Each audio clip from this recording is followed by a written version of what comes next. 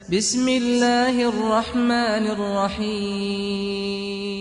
مسلمانوں، سب نمازوں کو پابندی کے ساتھ، اہتمام کے ساتھ، التزام کے ساتھ ادا کرو، بالخصوص درمیان والی نماز۔ وقوموا للہ قانتین، اور اللہ کے حضور بڑے ادب سے کھڑے ہو جایا کرو۔ آج کا ہمارا موضوع ہے فہم نماز کے اس کورس کے چوتھے روز، اللہ کے حضور کھڑے ہونا، جسے عربی زبان میں قیام کہتے ہیں۔ اللہ تعالیٰ کے ہاں کھڑا ہونا یہ بجائے خود ایک بہت بڑی عبادت ہے، اور جسے کھڑے ہونے کی توفیق نصیب نہیں ہوتی اسے سوچنا چاہیے کہ میرے کھاتے میں کوئی ایسے گناہ ہیں جس وجہ سے اللہ نے مجھے اپنے سامنے کھڑا کرنا پسند نہیں کیا ہے۔ غالباً حضرت ابراہیم ابن ادہم کے پاس ایک شخص آیا اور اس نے عرض کی کہ میں رات کو اللہ کے سامنے کھڑے ہونے کی کوشش تو بہت کرتا ہوں، خواہش بھی رکھتا ہوں، لیکن رات اٹھا نہیں جاتا۔ انہوں نے جواب دیا، جو تم دن میں گناہ کرتے ہو وہ رات تمہیں کھڑے نہیں ہونے دیتے۔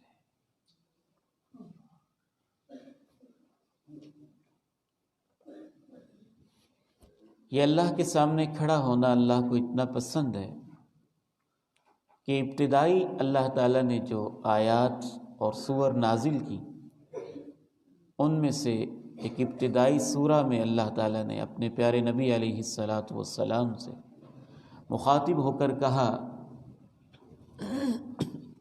یا ایھا المزمل، اے کپڑے میں لپٹنے والے میرے پیارے نبی صلی اللہ علیہ وسلم، قم اللیل الا قلیلا، رات کو میرے سامنے قیام کیا کرو۔ اسی لیے اللہ کے پیارے نبی علیہ السلام اللہ تعالیٰ کے اس حکم پر ایسا عمل کرتے کہ صحیح بخاری کی حدیث آپ کے سامنے ہے، ان کان النبی صلی اللہ علیہ وسلم لا یقوم لیصلی حتی ترم قدماہ او ساقاہ فیقال له فیقول افلا اکون عبدا شکورا۔ اللہ کے نبی علیہ السلام رات کو رب کریم کے سامنے کھڑے ہو جاتے۔ کتنا کھڑا رہتے؟ اس قدر کھڑے رہتے، اس قدر کھڑے رہتے کہ آپ کے پاؤں سوج جاتے۔ او ساقا، یا پنڈلیاں بھی سوج جاتی۔ ایک روایت کے الفاظ ہیں تفطر، پاؤں پھٹ جاتے۔ ایک روایت کے الفاظ ہیں پھول جاتے۔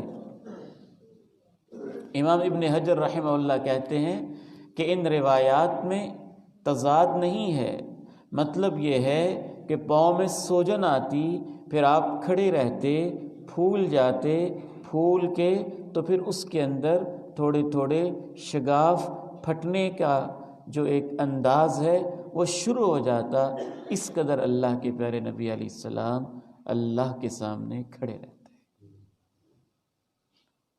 جب آپ سے کہا جاتا کہ آپ اتنا لمبا قیام کیوں کرتے ہیں، آپ کو کیا ضرورت ہے؟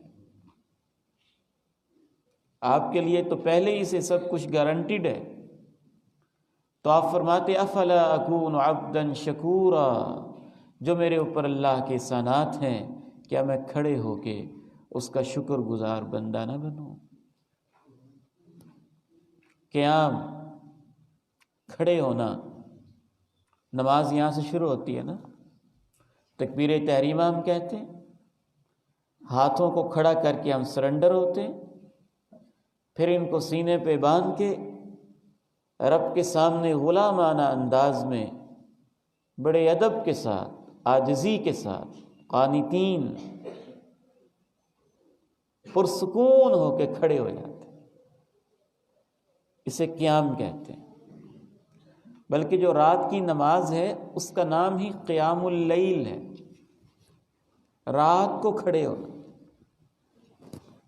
یہاں پر ایک علمی نکتہ آپ کے سامنے عرض کرتا چلوں، فقہا نے اس مسئلے کو ڈسکس کیا ہے کہ اللہ کے سامنے کھڑے ہونا زیادہ دیر یہ افضل ہے یا زیادہ سجدے کرنا یہ افضل ہے۔ کھڑے ہونا ایک مستقل عبادت ہے، سجدے میں پڑ جانا ایک مستقل عبادت، اس معنی میں نماز کے حصے کے طور، وہ بھی نماز کا رکن ہے، یہ بھی نماز کا رکن ہے۔ تو اس بارے میں 3 اقوال۔ بعض ائمہ کہتے ہیں کہ سجدہ افضل ہے، کیونکہ سجدے میں انسان اپنے چہرے کے اور معزز ترین اعضاء کو، پیشانی کو، ناک کو زمین کے اوپر یوں جب لکیریں کھینچتا ہے، جبینیں نیاز کرتا ہے، تو یہ ادائیں اللہ کو بہت اچھی لگتی ہیں، اس میں تواضع بہت زیادہ ہے۔ فاسجد واقترب، سجدہ کرنے سے انسان اللہ کے قریب ہو جاتا ہے، اس کے گناہ معاف ہو رہے ہوتے ہیں، درجات بلند ہو رہے ہوتے ہیں۔ بعض علماء کہتے ہیں نہیں، قیام افضل ہے، کھڑے ہونا افضل ہے۔ شیخ الاسلام امام ابن تیمیہ رحمہ اللہ تعالی نے ایک بہت خوبصورت بات کہی ہے، بڑے عظیم امام تھے، کیا ہی ان کی عظمت تھی، ان کی باتوں میں کیا گہرائیاں تھیں۔ شیخ الاسلام امام ابن تیمیہ رحمہ اللہ فرماتے ہیں، اگر کیفیت کو دیکھا جائے، ادا کو دیکھا جائے، عاجزی کو دیکھا جائے تو سجدہ افضل ہے، لیکن اگر یہ دیکھا جائے کہ سجدے میں کیا پڑھا جاتا ہے اور قیام میں کیا پڑھا جاتا ہے، تو اس لحاظ سے کہ کیا پڑھا جاتا ہے قیام افضل ہے۔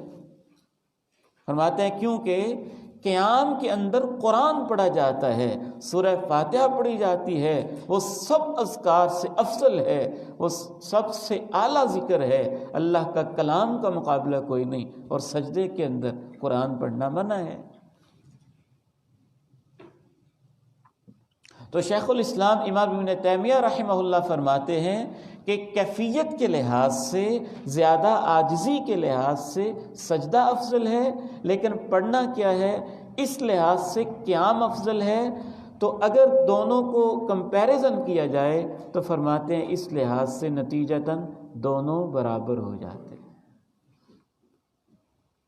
سجدے کی کیفیت افضل اور قیام کے اندر جو قرات ہے قرآن کی یہ سب سے افضل، تو اس کی کیفیت افضل، اس کی قرات افضل، دونوں کو جمع کیا جائے تو نتیجہ یہ نکالتے ہیں کہ دونوں برابر۔ پھر بہت خوبصورت انہوں نے اس حدیث سے استدلال کیا۔ نبی علیہ الصلاۃ سے پوچھا گیا افضل ترین نماز کون سی ہوتی ہے؟ آپ نے فرمایا افضل الصلاۃ طول القنوت، سب سے افضل نماز وہ ہوتی ہے جس میں سب سے لمبی عبادت کی جائے۔ امام ابن تیمیہ فرماتے ہیں یہاں قنوت کا مطلب صرف کھڑے ہونا نہیں ہے، قنوت کا مطلب ہے لمبی عبادت ہو، چاہے کھڑے ہو کے کی جائے چاہے سجدے میں کی جائے۔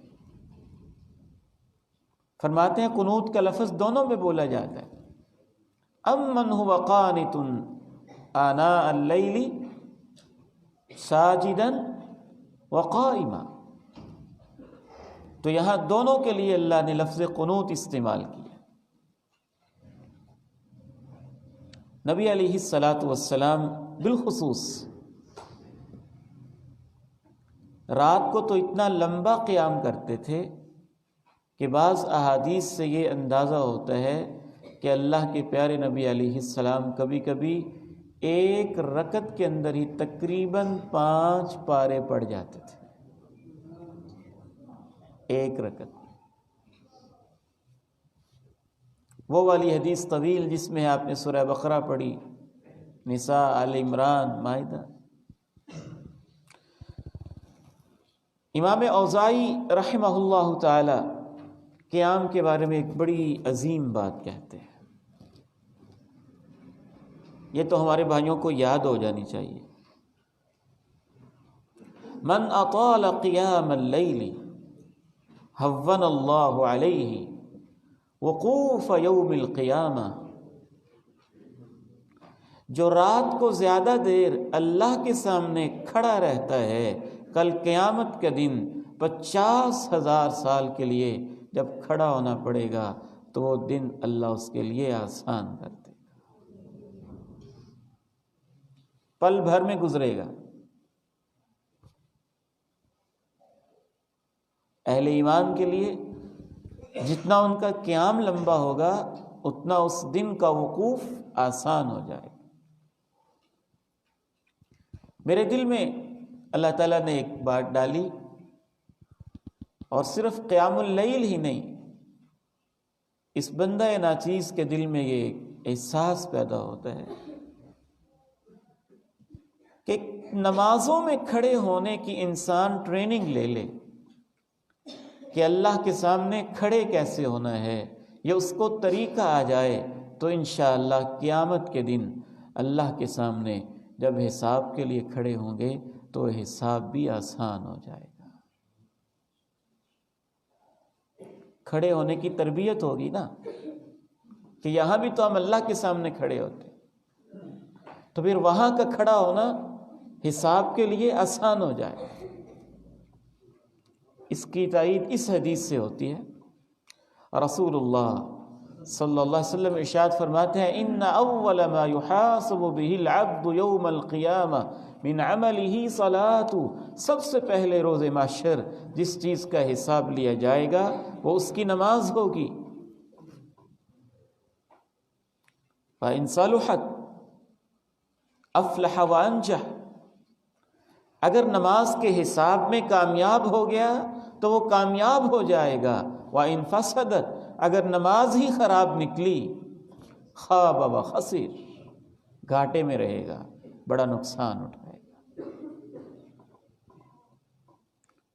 تو آج کے قیام سے قیامت کا قیام آسان ہو جاتا ہے.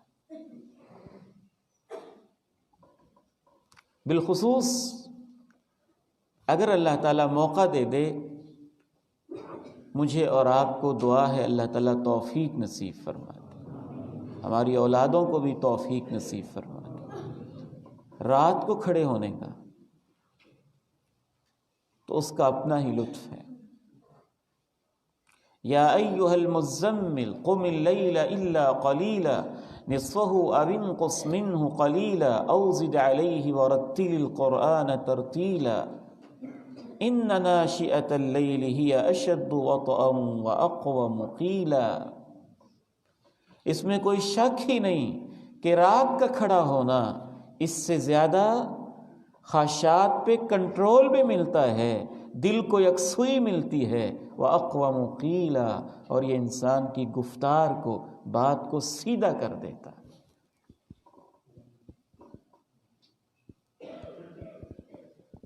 آج کل دین اسلام میں بڑی کنفیوژنز پیدا کر دی گئی. بڑی بڑی تحریکیں، بڑی بڑی تنظیمیں اور بڑے بڑے لوگ ہیں اپنے اپنے انداز میں اسلام لوگوں تک پہنچا رہے ہیں، اس کی ترتیب کو ادھر ادھر بدل رہے ہیں. یاد رکھیے، اسلامی تحریک، اسلامی دعوت، دین کا کام آپ تحریکی لیول پہ کرنا چاہیں، تنظیمی سطح پہ کرنا چاہیں، گھریلو سطح پہ کرنا چاہیں، قومی سطح پہ کرنا چاہیں، اس کے لیے سب سے پہلی بنیاد نماز اور رات کا کھڑا ہونا ہے. ان راہوں کے اندر جو مشکلات آتی ہیں اور پھر جو دل پہ بیتتی ہے، اس کو سہنے کے لیے جتنا سکون رات کھڑے ہونے میں ملتا ہے وہ سکون کہیں اور نہیں مل سکتا. جن لوگوں کی یہ تربیت نہیں ہوتی وہ کوئی خالص اسلامی تحریک اسے نہیں کہا جا سکتا. رات رحمت کا نزول ہوتا ہے، قبولیت دعا کے لمحات ہوتے ہیں، ماحول میں سکون ہوتا ہے، انسان ریاکاری سے دور ہو رہا ہوتا ہے. اور جو رات میں انسان تلاوت کرتا ہے سیدھی اس کے دل پہ نازل ہو رہی ہوتی ہے، اور دل پہ نازل ہو کے سیدھا عرش پہ جا رہی ہے۔ رسول اللہ صلی اللہ علیہ وسلم کی تعلیمات سے یہ پتہ چلتا ہے کہ چلے آپ بہت لمبا قیام نہ بھی کر سکیں، من قام بعشر آیات لم یکتب من الغافلین، 10 آیتیں ہی پڑھ لیں تو اللہ غافلوں کی فہرست سے آپ کا نام خارج کر دے، اب غافل نہیں شمار ہوں۔ اور آپ فرماتے ہیں ومن قام ب100 آیہ کتب من القانتین، جو 100 آیات پڑھ لے اللہ اس کا نام لکھ دے گا، یہ قانتین میں سے ہے۔ اور جو 1000 پڑھ لے کتب من المقربین، اللہ تعالیٰ لکھ دیں گے کہ اس نے تو بے حد و حساب نیکیوں کے خزانے جمع کر لیے۔ تو اس حدیث میں ترغیب ہے، چلیں بہت زیادہ نہیں تو 2 رکعتیں پڑھ لیں، 5 آیتیں پہلی رکعت میں، 5 دوسری میں، تو آپ کو غافلوں میں نہیں لکھا جائے۔ آگے بڑھتے ہیں، نماز کے لیے کھڑا ہونا ہمیں آ جائے تو دین کھڑا ہو جائے گا۔ دین کھڑا کرنے کے لیے سب سے پہلی اور بنیادی چیز یہ ہے، اور میں بڑے افسوس کے ساتھ کہوں گا، یہاں ہمارے معاشرے میں ایسی تحریکیں اور تنظیمیں اسلام کے نام پہ پائی جاتی ہیں جن کے کارکنان 20 سال تک لگا دیتے ہیں، جوانیاں کھپا دیتے ہیں، اور نماز کی اہمیت ان کے ذہنوں میں نہیں ہوتی۔ ویسے وہ اسلامی انقلاب کے داعی ہوتے ہیں، انقلاب لے کے آتے، ریولوشن لے کے، تبدیلی لے کے آتے۔ حضرت معاذ بن جبل رضی اللہ تعالی عنہ رسول اللہ صلی اللہ علیہ وسلم کے ساتھ سفر کر رہے۔ ہماری دعوت کی خوبصورتی یہ ہے کہ ہر بات کو ہم قرآن اور حدیث کی روشنی میں کرنا چاہتے ہیں۔ تو اس سفر کے دوران بڑی خوبصورت باتیں ہوئیں، طویل حدیث ہے، میں ساری آپ کے سامنے سنا نہیں سکتا، وقت اجازت نہیں دیتا۔ تو اینڈ پہ اللہ کے نبی نے 3 باتیں کہی، کہا معاذ الا اخبرک برأس الامر کلہ وعمودہ وذروۃ سنامہ، آپ نے مجھ سے دین کی باتیں پوچھی ہیں، ایمان کی باتیں پوچھی ہیں، اسلام کی باتیں پوچھی ہیں۔ دین، اسلام، ایمان کی سمجھ ادھر ادھر کی کتابوں سے نہیں آتی، قرآن سے اور اللہ کے نبی کے فرمان سے صحیح سمجھ آتی ہے، ہر چیز اپنے لیول پہ فٹ بیٹھتی ہے۔ اللہ کے پیارے نبی علیہ السلام نے کہا معاذ تمہیں بتاؤں دین کا سر کیا ہے، سرا کیا ہے، اور دین کا ستون کیا ہے، اور دین کی چوٹی کیا ہے؟ 3 چیزیں۔ سر، جیسے میرا اور آپ کا سر ہے، وہ چیز جو دین میں سر کی حیثیت رکھتی ہے، برأس الامر وعمودہ، اور وہ چیز جو عمود ہے، جس کے اوپر خیمہ کھڑا ہوتا ہے، اسے عمود کہتے ہیں، اور وہ چیز جو دین میں چوٹی ہے، جیسے اونٹ کی کوہان، اونٹ کی چوٹی ہوتی، وہ کیا ہے؟ کیا تمہیں بتاؤں؟ حضرت معاذ نے کہا جی بتائیے۔ حفصہ محترم ذرا تشریف لائیے گا، وہ امیج کہاں پہ ہے؟ آپ نے ارشاد فرمایا رأس الامر الاسلام۔ جی نہیں آ سکی؟ چلیں، وہ میں نے ایک تصویر سیو کی تھی آپ کے لیے، لیکن وہ اس میں لیپ ٹاپ میں سیو نہیں ہو سکی، میں آپ کو زبانی انشاءاللہ سمجھانے کی کوشش کرتا ہوں، ذرا امیج سے زیادہ صحیح ذہن میں چیز بیٹھ جاتی۔ فرمایا دین کا سر الاسلام ہے۔ شارحین حدیث نے لکھا ہے الاسلام سے مراد ہے توحید و رسالت، کلمہ شہادت، اشہد ان لا الہ الا اللہ، توحید، واشہد ان محمدً عبدہ ورسولہ، رسالت پر صحیح ایمان، یہ دین کا سر ہے۔ اس کے بغیر دین نہیں ہے، جیسے سر کے بغیر میری کوئی زندگی نہیں ہے۔ وَعَمُودُهُ الصَّلَاةُ، دین کا ستون، عمود۔ عرب لوگ جو خیمہ بناتے تھے نا، آج کل بھی ہم خیمہ لگاتے ہیں، ٹینٹ لگاتے ہیں شادی کے موقع پہ، تو ادھر ادھر ہم نے نیچے کیل گاڑ کے یا لکڑیاں لگا کے تو تاریں باندھی ہوتی ہیں، ایک درمیان میں لمبا سارا بانس ہوتا ہے، خیمے کے درمیان میں لمبا سارا بانس ہوتا ہے نا، جو اس کو عمود کہتے ہیں۔ اگر اس کو نیچے سے کھینچ لیں تو وہ ٹینٹ یا خیمہ سالم رہ سکتا ہے؟ نہیں، وہ اس پہ کھڑا ہوا ہے۔ آپ نے فرمایا ایسے دین نماز پہ کھڑا ہوا ہے۔ نماز کی دین میں وہی حیثیت ہے جو خیمے کے اندر اس بانس کی ہے جو اس کے سینٹر میں کھڑا ہوا ہے۔ اور دین کی چوٹی جہاد فی سبیل اللہ ہے۔ جیسے اونٹ کی کوہان ہوتی ہے، وہ اس کی سب سے اونچی جگہ ہوتی ہے، اس پہ بیٹھنے سے عزت ملتی ہے۔ شارحین حدیث لکھتے ہیں اگر دین کی عزت حاصل کرنا چاہتے ہو تو اس کے لیے جہاد فی سبیل اللہ ہے۔ تو تینوں چیزوں کا آپ نے مقام طے کر دیا اور متعین کر دیا۔ آگے بڑھتے ہیں، یہاں سے ہمیں کیا پتہ چلا کہ اگر دین اس وقت آج پریشانی میں ہے، پوری امت، اسے آپ کھڑا کرنا چاہتے ہیں، یہ تین چیزیں امت میں کھڑی کر دیں۔ دین کا سر توحید اور رسالت، ایمانیات، اور اس کا ستون دین کا خیمہ کھڑا کرنا چاہتے ہیں، نماز، دین کو عزت دینا چاہتے ہیں، جہاد فی سبیل اللہ۔ کتنی خوبصورت باتیں اور کتنی جامع باتیں ہیں، ہمیں کسی تحریکی لٹریچر کے اندر یہ چیزیں نہیں مل سکتی، یہ مل سکتی ہیں تو اللہ کے نبی علیہ السلام کی احادیث مبارکہ میں مل سکتی ہیں۔ آگے بڑھیے، نماز کے حوالے سے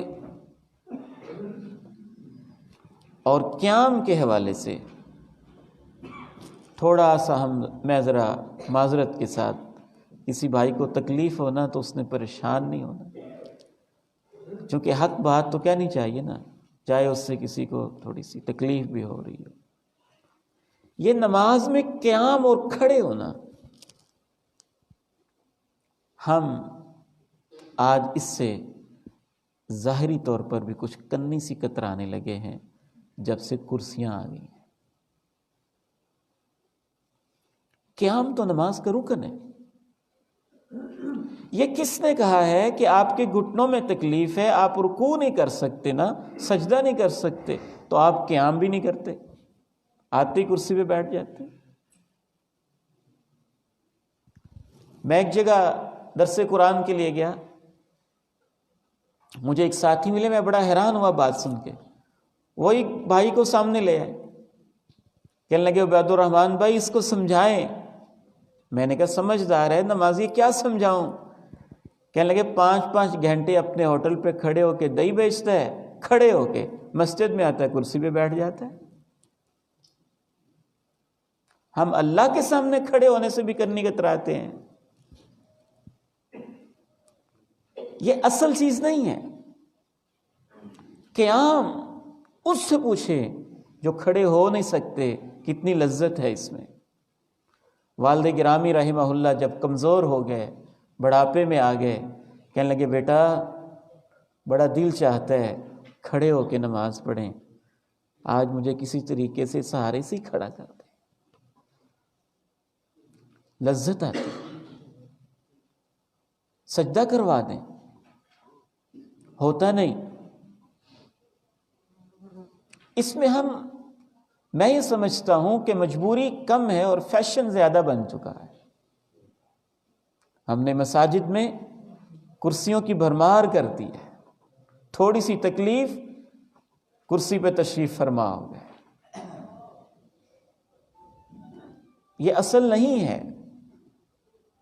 اگر آپ سے صرف رکوع نہیں ہوا جاتا تو آپ قیام کی عبادت کیوں چھوڑ رہے ہیں؟ وہ تو رکن ہے نماز کا. آپ سے سجدہ نہیں ہو رہا نا تو آپ قیام کیوں چھوڑ رہے ہیں؟ پھر دوسری آپشن یہ ہے کہ آپ سے قیام نہیں ہو رہا تو آپ نیچے بیٹھ جائیں. سب سے اینڈ والی آپشن ہے جب کوئی اور آپشن نہ ہو اور انسان اتنا مجبور ہو جائے کہ وہ نیچے بھی نہ بیٹھ سکتا ہو، کھڑا بھی نہ ہو سکتا ہو، تو سب سے آخری پھر رخصت ہے بہت اضطراری حالت میں کہ آپ پھر کرسی پہ بیٹھ جائیں.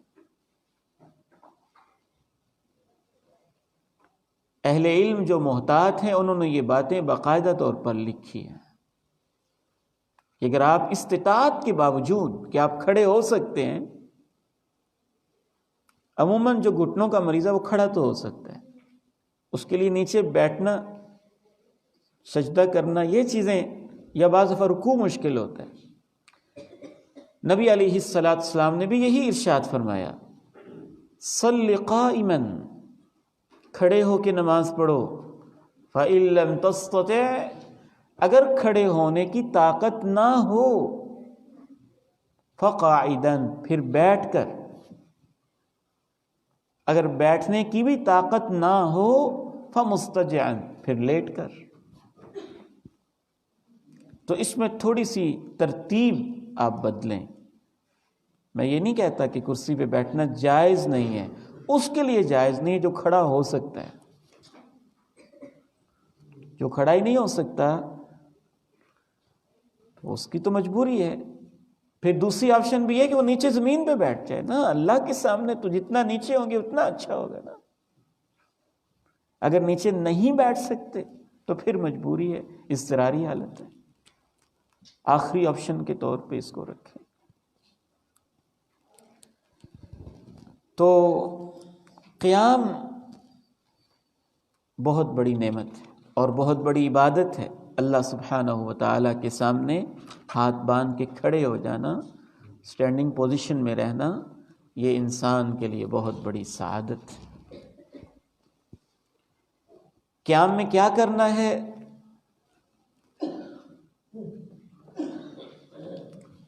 سب سے پہلا کام تکبیر تحریمہ، اور اس کے ساتھ ساتھ قبلہ رخ اپنے آپ کو کرنا. دیکھیں کیسے آداب ہیں نماز کے.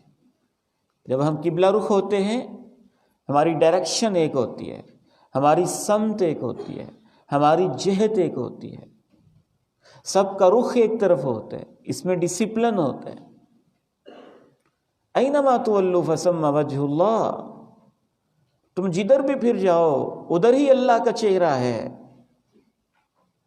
ادھر بھی عبادت تو ہو سکتی ہے، عبادت تو ادھر بھی ہو سکتی ہے، عبادت تو ادھر بھی ہو سکتی ہے.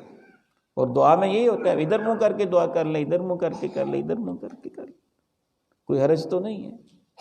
دعا میں بھی بہتر ہے قبلہ رخ ہو کے کر لیں.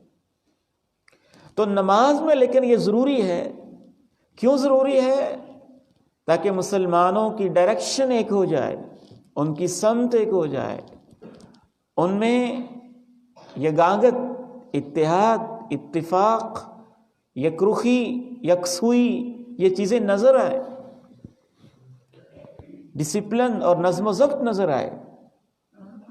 اسی لیے رسول اللہ صلی اللہ علیہ وسلم بعض دفعہ تو نماز شروع کرتے ہی یہ دعا پڑھتے، وجہت وجہی للذی فطر السماوات والارض حنیفا وما انا من المشرکین.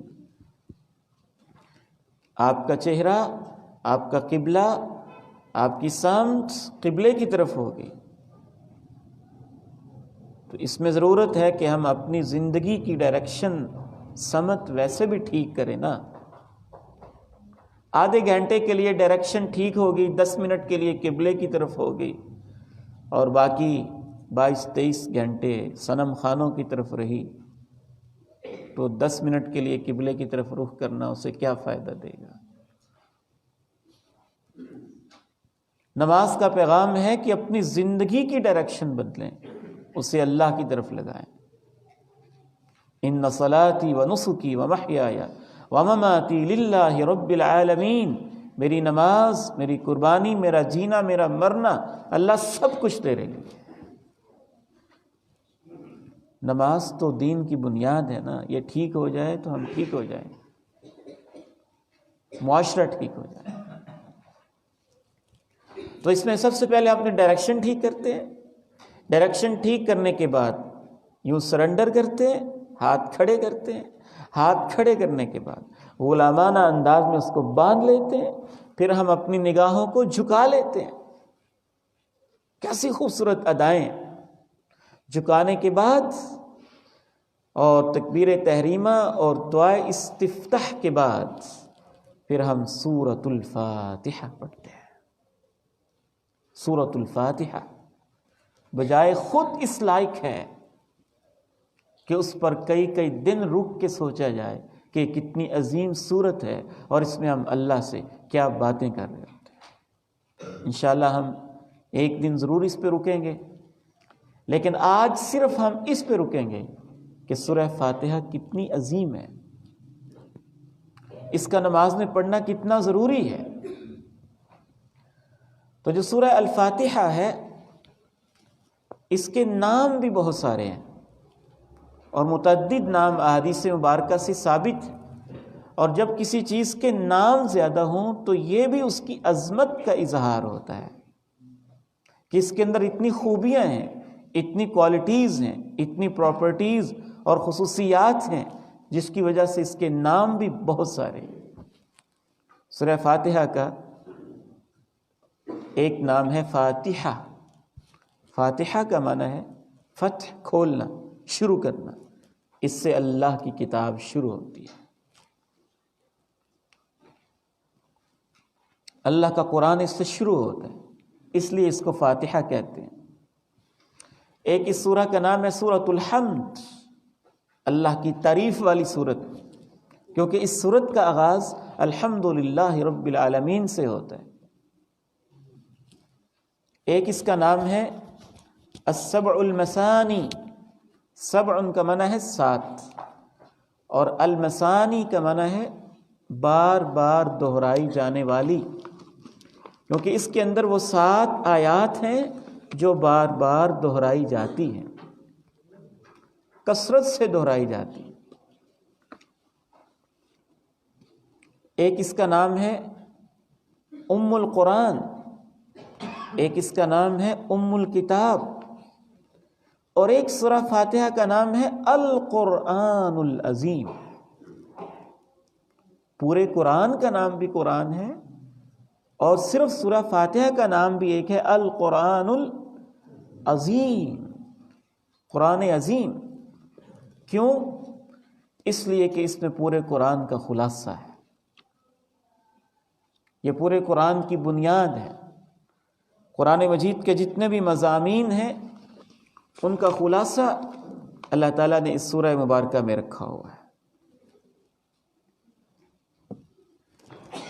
اس سورہ کا ایک نام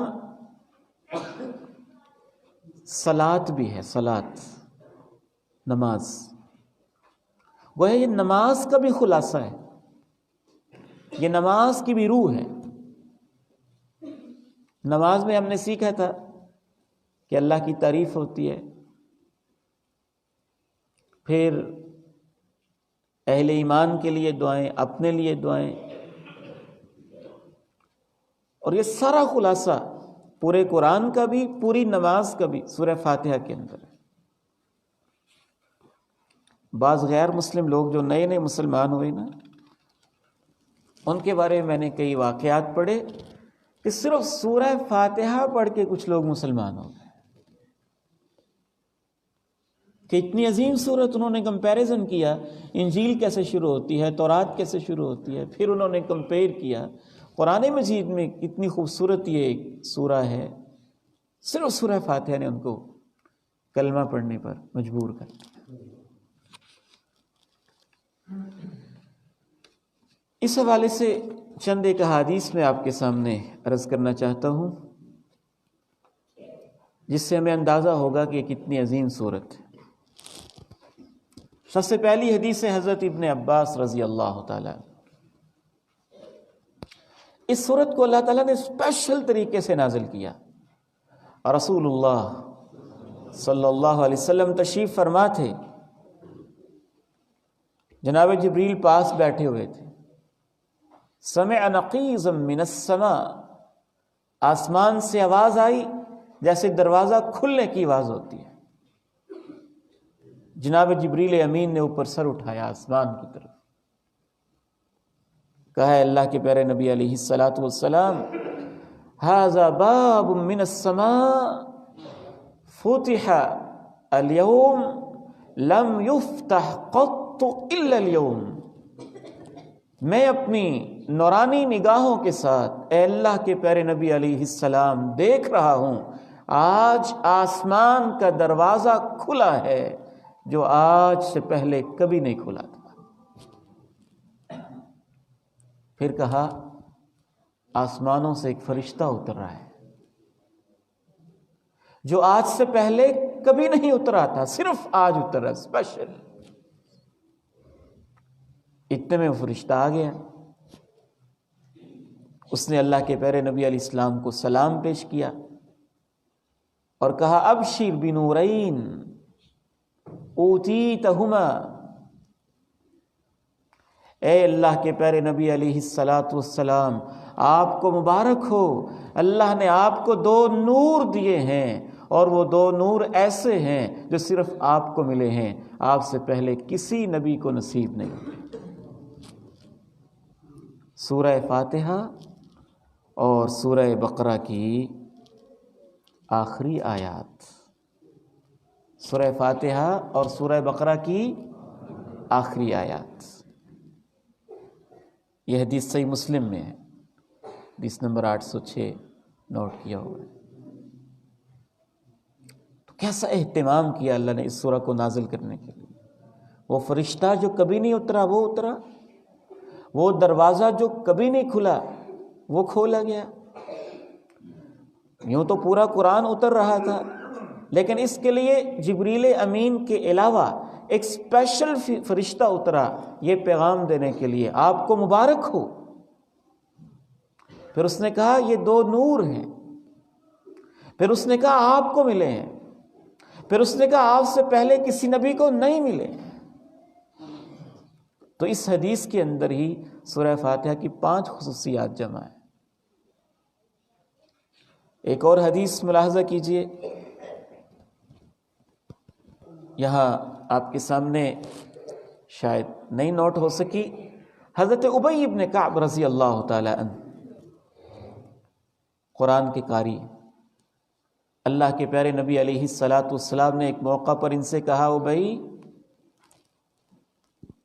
میں آپ کو ایک ایسی سورت سکھاؤں گا لم ينزل فی التوراۃ ولا فی الانجیل ولا فی الزبور ولا فی الفرقان مثلها، وہ ایسی صورت ہے، اس جیسی صورت نہ تورات میں ہے، نہ انجیل میں ہے، نہ زبور میں ہے، نہ قرآن میں ہے، بے مثال صورت۔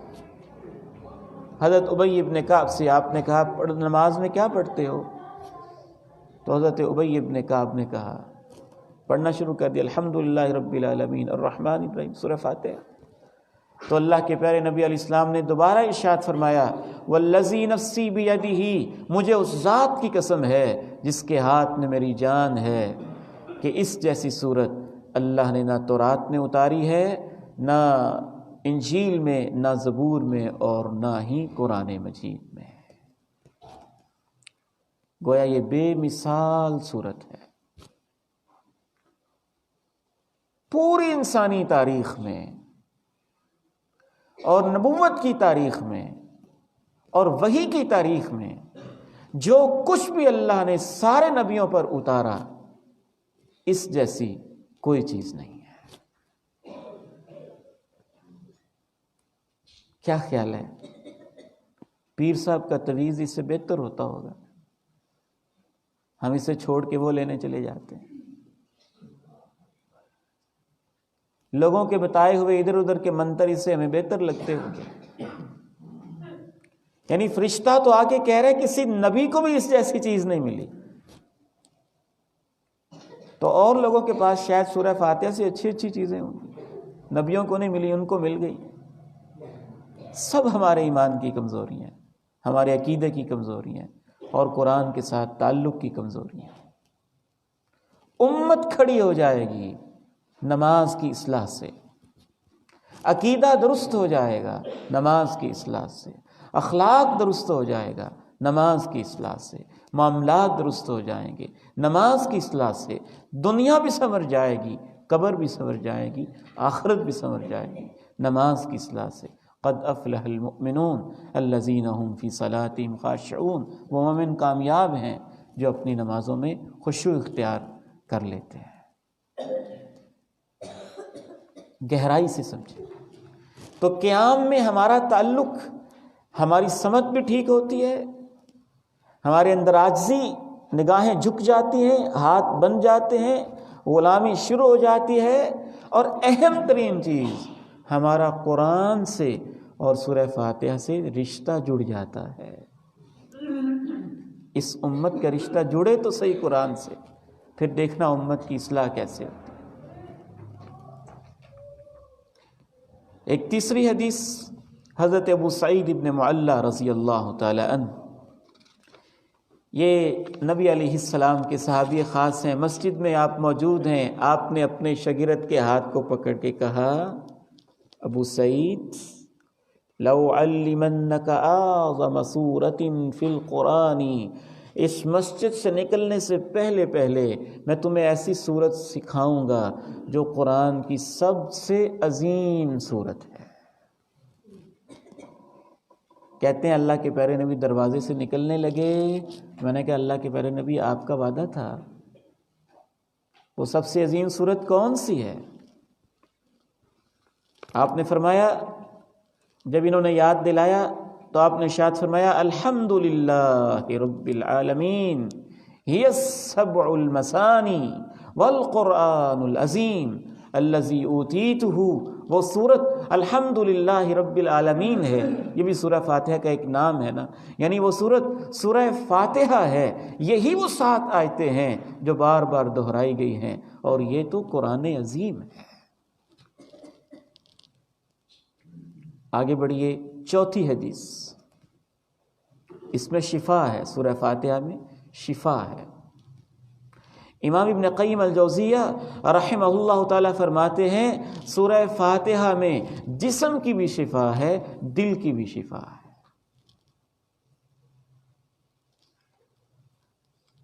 اور پھر انشاءاللہ ہم وضاحت کرتے ہوئے بتائیں گے دل کی شفا کیسے ہے۔ آج صرف 1-2 حدیثیں سناتے ہیں جسم کی شفا کیسے ہے۔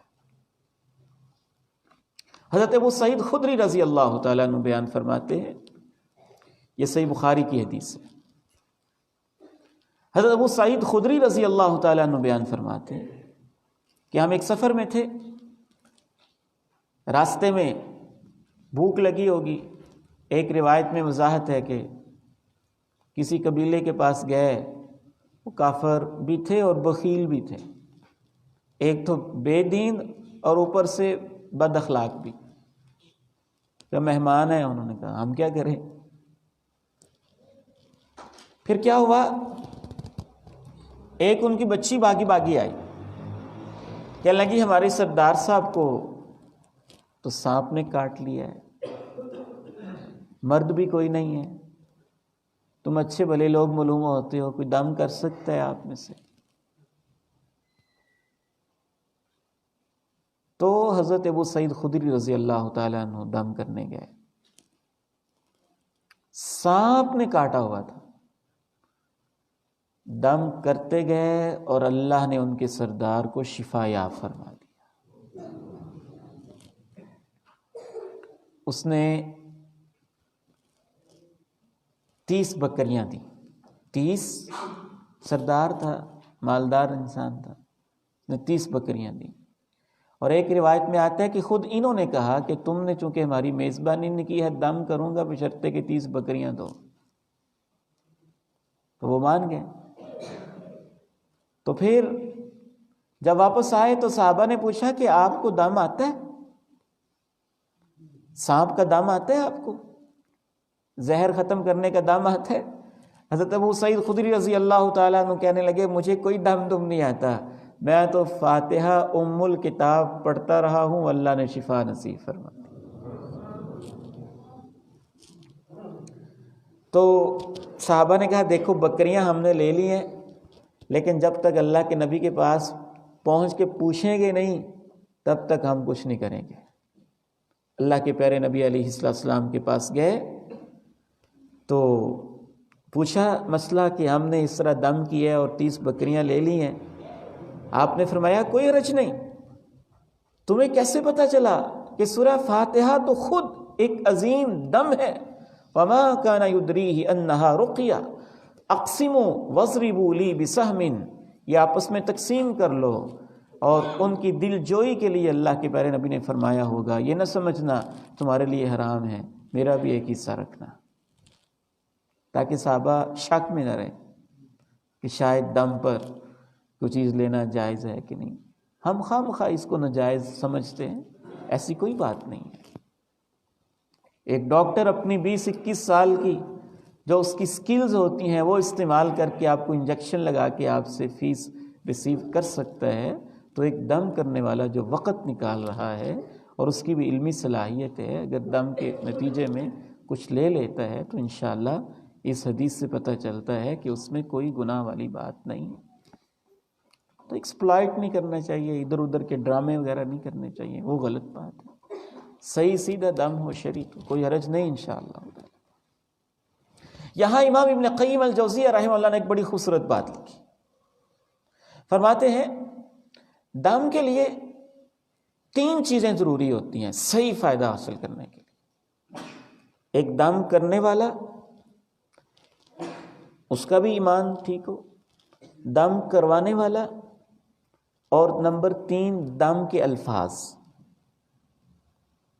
انہوں نے مثال دی کہ ایسے ہی جیسے آپ کے ہاتھ میں پتھر ہو، پتھر وہی ہے، طاقتور پھینکے تو بہت دور چلا جائے گا اور کمزور پھینکے تو یہاں بھی گر جائے گا۔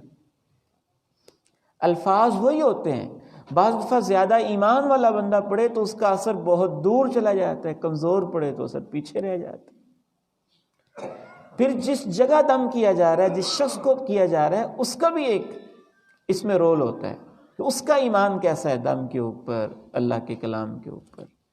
لیکن امام ابن قیم الجوزیہ رحمہ اللہ لکھتے ہیں کہ سورہ فاتحہ میں اتنی تاثیر ہے کہ کافر پر بھی پڑھی گئی تو پھر بھی اثر کر گئی، اس کا ایمان ہی نہیں تھا اس پر، پھر بھی اثر کر گئی۔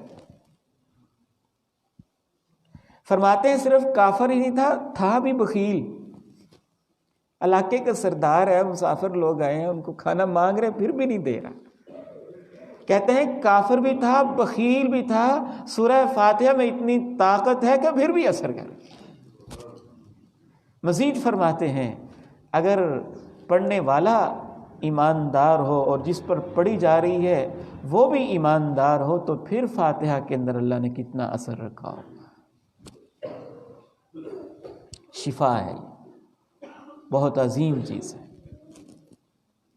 ایک اور حدیث نوٹ کیجئے، حضرت خارجہ رضی اللہ تعالیٰ عنہ ایک راوی ہیں اس حدیث کے، کہتے ہیں کہ میرے چچا جان حضرت علاقہ ان کا نام ہے،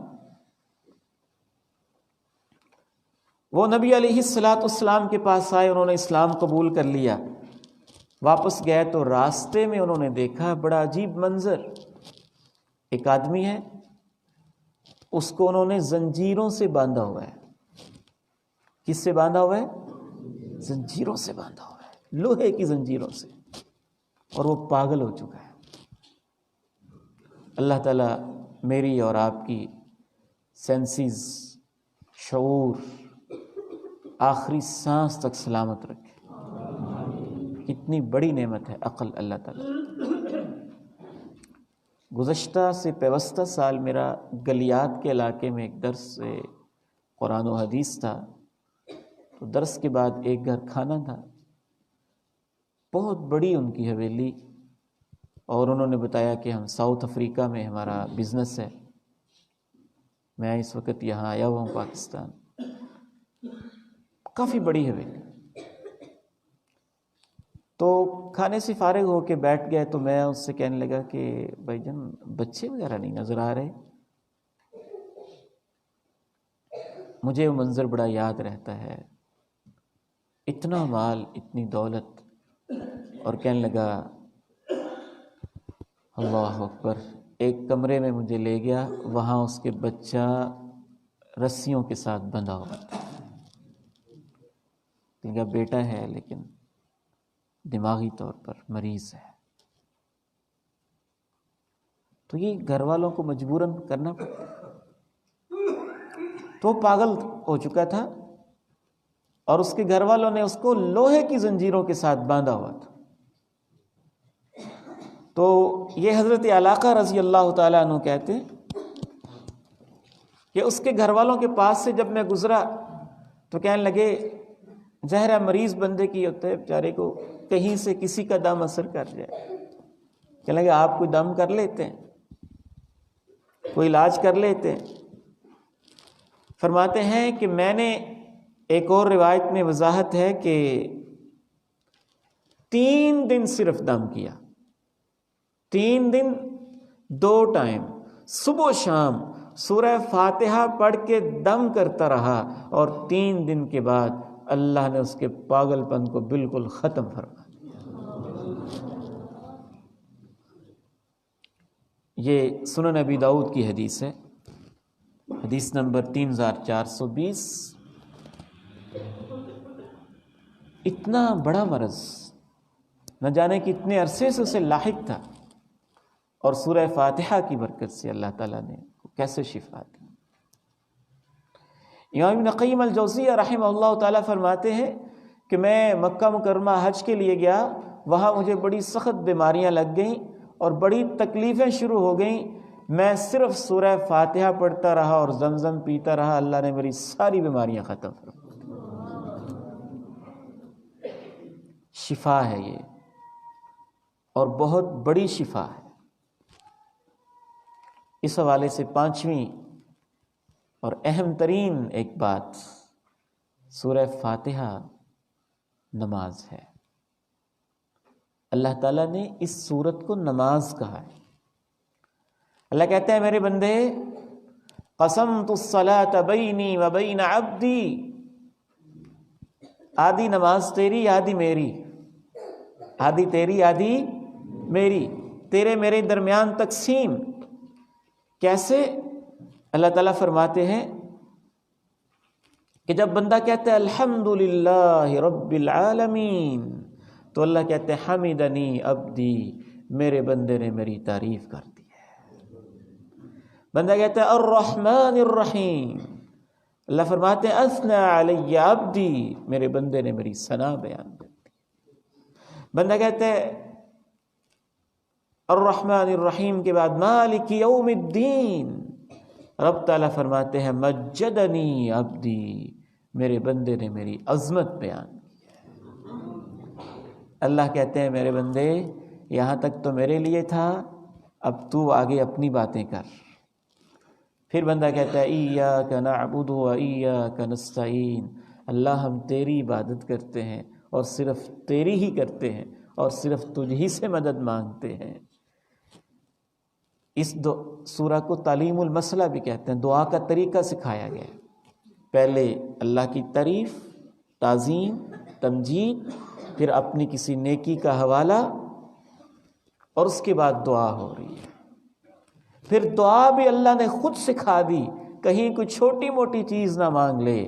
کہا اہدنا الصراط المستقیم، اے اللہ سیدھا راستہ وہ والا جس پہ نبی، صدیق، شہید، صالحین چلتے رہے، وہ دکھا دے، اور یہودیوں اور عیسائیوں کے راستے سے ہمیں محفوظ فرما.